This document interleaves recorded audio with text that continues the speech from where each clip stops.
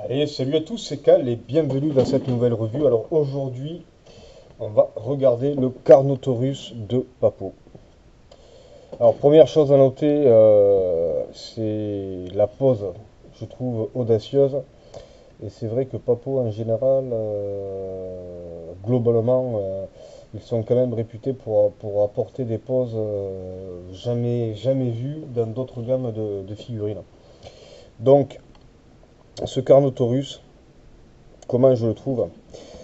Il est juste exceptionnel au niveau de la sculpture. Quand on regarde au niveau des pattes, on voit que c'est sculpté même jusqu'en dessous. Là, on voit bien le quatrième orteil. Seul petit défaut que je pourrais noter sur celui-là, c'est que l'angle ressort pas spécialement au niveau de la couleur. Enfin, on voit une petite pointe noire, mais c'est moins prononcé que sur les autres griffes, là, sur le côté par exemple. Globalement, les pattes sont bien sculptées. On voit la séparation entre les orteils avec la membrane de peau qui elle aussi a été sculptée. Donc avec des détails qui font ressortir effectivement le contraste finalement entre les orteils, donc la partie où il y a de l'os et la partie où ce n'est que de la peau. Au niveau de la musculature, c'est vachement bien fait. On voit les mollets qui ressortent. Au niveau de la cuisse aussi, les muscles sont saillants, ça ressort bien. On voit la différence. Au niveau de la hanche, on voit bien l'os de la hanche là qui est un peu plus bombé, surélevé. Au niveau des bras, bah, les ongles ont été peints individuellement, donc on voit bien les petites pointes noires là qui ressortent. Là sur l'image, quand on regarde au niveau de la cage thoracique, alors c'est pas flagrant, mais quand on regarde, surtout, c'est un peu plus, on le voit un peu plus de loin, mais on voit les traits de différentes côtes, donc là ça a été vachement bien sculpté quoi.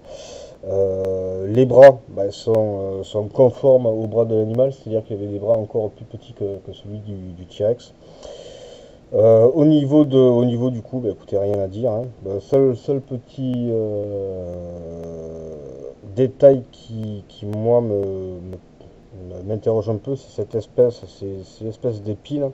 Alors, je pense que c'est pas vraiment des épines, hein, ça pourrait ressembler un peu plus à ce que l'on trouve au niveau du cou, par exemple, quand on regarde une poule ou un coq, c'est une petite membrane de peau toute flasque là qui pendoue. Donc je suppose que là c'est à peu près le même genre de choses qu'ils ont voulu faire. Sous la mâchoire inférieure, c'est pareil, on a les mêmes petites extrémités qui piquent, hein. Donc là, la mâchoire est articulée, la bouche est sculptée. Hein, donc on voit bien la langue, on voit les détails sous la langue des tendons. Donc ça a été vachement bien sculpté. Seul petit défaut que je pourrais noter là au niveau de la tête, c'est on voit la partie qui a été collée. Donc, mais bon, ça c'est récurrent, j'ai envie de dire, à beaucoup de figurines qui sont assemblées en plusieurs parties, c'est qu'on voit les parties qui ont été collées. Donc au niveau de la tête, sur le dessus, ben, on voit que les cornes sont quand même bien faites, avec une couleur un peu plus claire que le reste du corps. Donc ça fait ressortir ce petit côté osseux. Au niveau des yeux, bah, c'est super petit, mais la pupille, je dirais que l'œil est doré et la pupille est noire, ça ressort assez bien. De l'autre côté, c'est pareil. Des fois, on a des défauts de peinture au niveau des yeux, on a l'impression que le regard part en couille. Mais là, c'est plutôt régulier d'un œil à l'autre, hein. C'est plutôt régulier. Le crâne du Carnotaurus a été quand même bien réalisé parce qu'il est bien arrondi sur l'avant, il est plutôt ramassé, il est court, donc c'est caractéristique du crâne du Carnotaurus. Là encore, au niveau du cou, on voit des plissures. Le dessous est sculpté aussi, hein, bien sûr. Là, on a vraiment un look reptilien au niveau de la peau. J'irais même jusqu'à dire que parfois, ça peut même me faire penser à de la peau de crocodile, hein. Bon, bien sûr, il faut avoir vu du crocodile de près pour le savoir, mais comme c'est mon cas, voilà, c'est ce qui me permet de dire que ça ressemble assez à de la peau crocodilienne ou reptilienne, quoi. Enfin, reptilienne forcément, puisque le crocodile est un reptile. Bah, de l'autre côté, au niveau des jambes, c'est pareil, hein, même détail au niveau de la sculpture, entre les teintes, entre les différentes teintes de couleurs sur la partie, sur la face finalement du pied, du tibia et du fémur, c'est un peu plus sombre, et ça tranche bien avec la partie arrière des cuisses et des mollets qui est plus claire. Donc là, il y a un joli contraste au niveau des couleurs.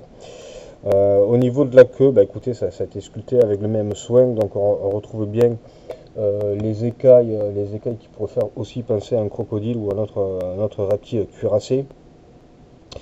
Bah écoutez, la figurine en elle-même est jolie, quoi. Il n'y a pas à dire, c'est du papeau tout craché. Alors maintenant, au niveau des mesures, qu'est-ce que ça donne? Je vais vous dire ça.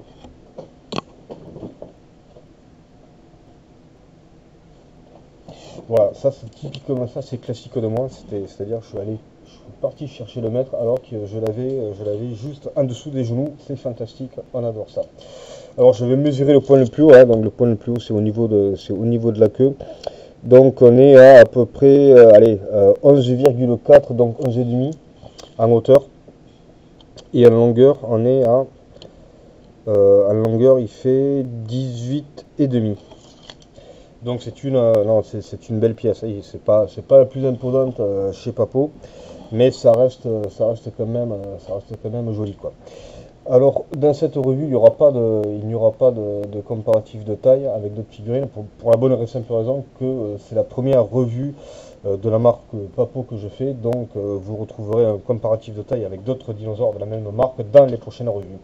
Voilà, bah écoutez, c'est tout pour le moment. Je vous dis until next time, et ciao ciao!